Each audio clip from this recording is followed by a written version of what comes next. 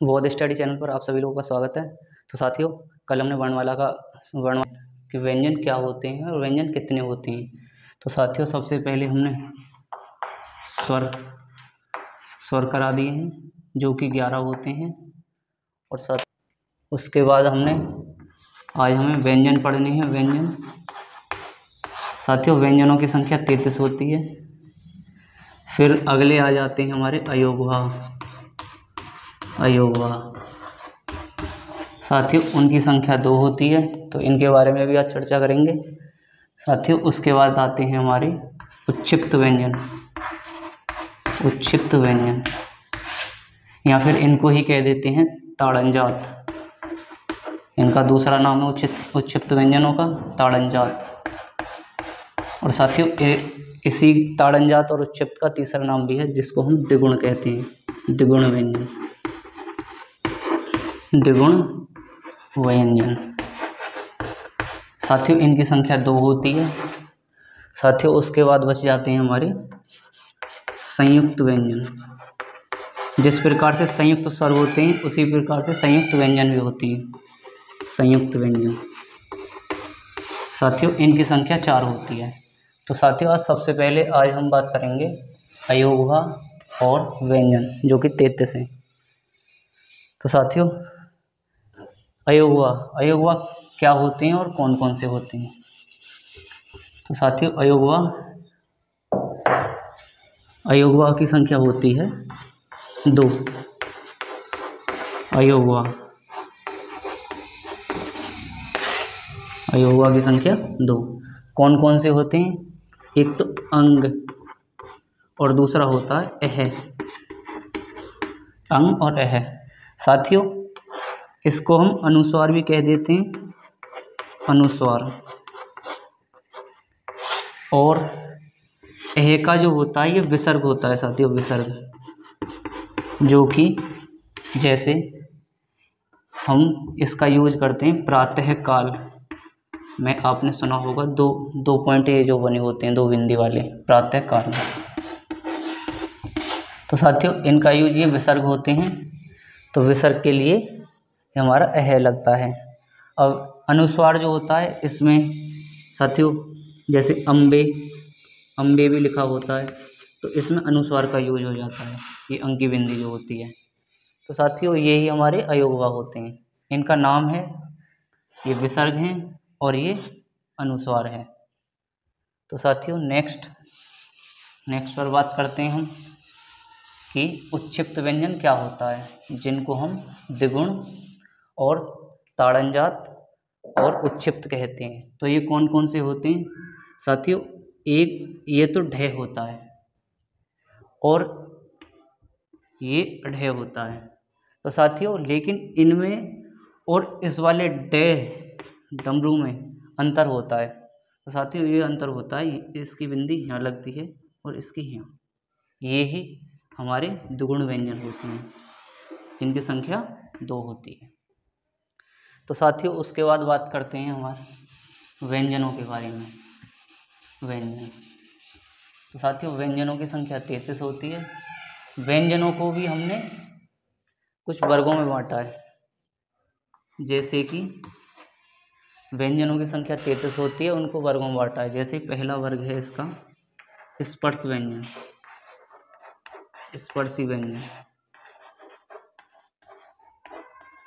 साथियों, इसकी संख्या होती है 25। उसके बाद नंबर 2 ये होते हैं हमारे अंतस्थ व्यंजन। कौन से व्यंजन? अंतस्थ व्यंजन।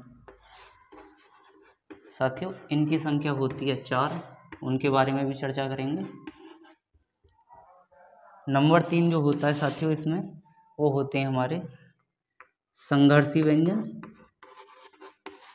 व्यंजन या फिर इनका दूसरा नाम होता है ऊष्मीय व्यंजन।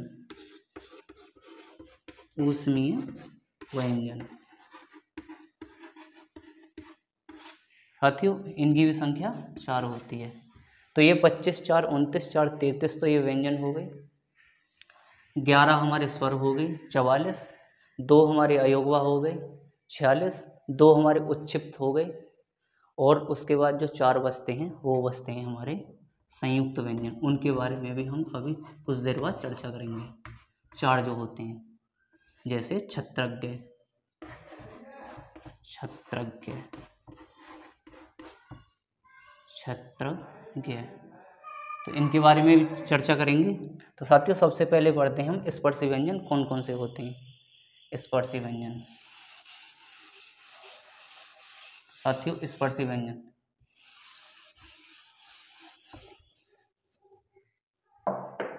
स्पर्शी व्यंजन होते हैं हमारे, जैसे कि पूरा ही मिटा दें, स्पर्शी व्यंजन जो हमारे 25 होते हैं, चौक बदल लेते हैं। स्पर्शी व्यंजन,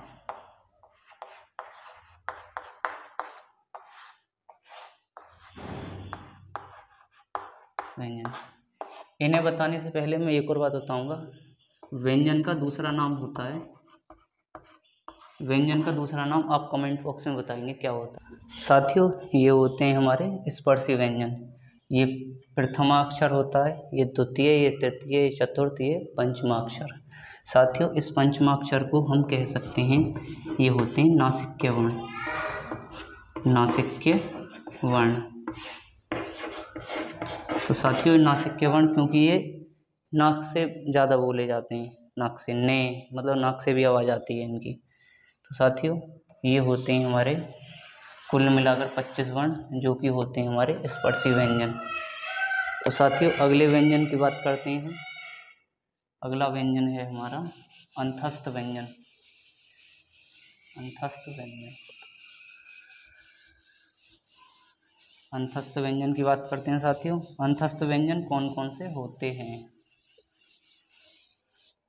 अंतस्थ व्यंजन कौन कौन से होते हैं। अंतस्थ, अंतस्थ व्यंजन, तो साथियों इनकी संख्या 4 होती है। ये, रे, ले और वे। साथियों ये, रे, ले, वे अंतस्थ व्यंजन होते हैं, लेकिन ये और वे, ये और वे, ये 2 अर्धस्वर भी कहलाते हैं, अर्धस्वर। साथियों ये अर्धस्वर वो कहलाते हैं क्योंकि जैसे मैं लिखने लग जाऊं कौवा, कौवा, और मैं लिख दूं कौवा, तो साथियों इनमें से कौन सा सही है। इनमें से ये दोनों ही सही हैं, क्योंकि ये ए वे में बदल जाता है और वे ए में बदल जाता है। इसी प्रकार से ये कि महिलाएं, महिलाएं, और दूसरे प्रकार से हम महिलाएं को ऐसे भी लिख देते हैं महिलाएं, महिलाएं। तो साथियों ये दोनों ही सही हैं। इसी प्रकार से ये अर्धस्वर का काम करते हैं हमारे, ये और वे। अगला इसमें रे, रे, तो साथियों रे को भी देखते हैं। रे जो होता है हमारा, ये लुंठित होता है, लुंठित, रे, और लुंठित, प्रकंपित। इसी प्रकार से ले जो होता है, ले, ले, ले होता है हमारा पार्श्विक, पार्श्विक, पार्श्विक। साथियों ये हमारा ले होता है, और लुंठित और प्रकंपित जो होते हैं हमारे रे होते हैं, रे। साथियों रे के कितने रूप होते हैं, आप कमेंट बॉक्स में बताएंगे मुझे। रे के कितने रूप होते हैं, रे। तो साथियों रे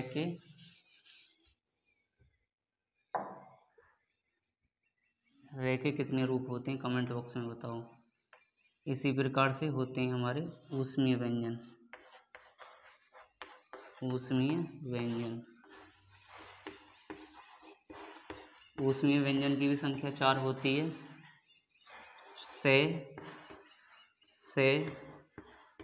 से और है। साथियों इनको बोलने में मुंह से गरम गरम हवा आती है। से है। अगले बात करते हैं हम संयुक्त व्यंजन की। संयुक्त व्यंजन, संयुक्त व्यंजन,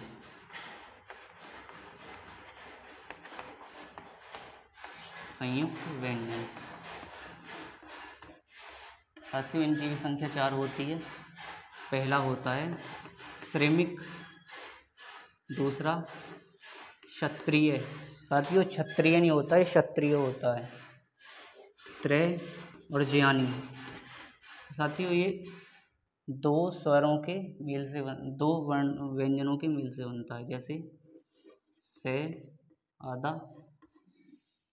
रे धन ए। इसी प्रकार से क्षत्रिय के धन से धन ए। इसी प्रकार से साथियों ये बनता है हमारा ते धन रे धन ऐसे। ते और रे के योग से त्रय का निर्माण होता है, के और शे के योग से छः का निर्माण होता है, और इसी प्रकार से और रे के श्रमिक का निर्माण होता है। ये साथियों ज्ञानी जो होता है वो जय धन अय्या से होता है। जय धन अय्या से, इसको हम अय्या कहते हैं, जो हम अड़े खाली बोलते हैं, ये अय्या होती है। तो साथियों संयुक्त व्यंजन हो गए। अब हम बात करते हैं संयुक्त व्यंजन के बाद, संयुक्त व्यंजन के बाद बात करते हैं साथियों रे के रूप। रे के रूप।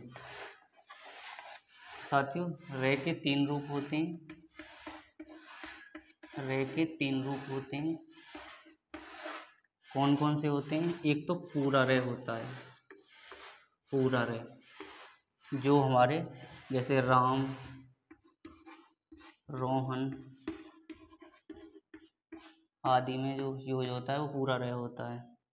दूसरा होता है हमारा रेफ रे। रेफ रे, ये रे जो होता है हमारा ये आधा अक्षर होता है, आधा रे, आधा रे। ये जैसे कि कर्म, धर्म, इसी प्रकार से जो ऊपर घुंडी जो बनाती है रे की मात्रा जो होती है ये आधा रे रेफ रे होता है। अगला होता है हमारा पदेन रे। पदेन रे ये साथियों पूरा होता है, पूरा रे, पूरा रे। साथियों इसमें होता है जैसे क्रम, और दूसरा ट्रक। जो नीचे जो लगता है वो हमारा पदेन रे होता है, ये पूरा रे होता है। बस इसमें एक ही रे होता है, ये आधा रे होता है। अब साथियों जैसे कि री, री जो होता है ये रे का रूप नहीं है, लेकिन री रे की आवाज़ जरूर निकालता है। ये कौन सी री होती है? जैसे कि कृपा, और जैसे कि गृह। ये ग्रह नहीं होता है साथियों, एक ग्रह जो होता है वो ये होता है ग्रह। इसमें से ये वाली हुंडी में नीचे पदेन रे जो निकलती है ये होता है गृही, गृही कलेश। तो इसमें जो होता है ये री का रे होता है। तो साथियों रे के भी रूप हो गए, हमारे व्यंजन हो गए, उत्क्षिप्त हो गए, और हमारे संयुक्त व्यंजन हो गए, अयोगवा हो गए, स्वर हो गए। इसके बाद बच जाता है हमारे अल्पप्राण, महाप्राण, अघोष, सघोष। तो साथियों ये हम कल की वीडियो में डिस्कस करेंगे। और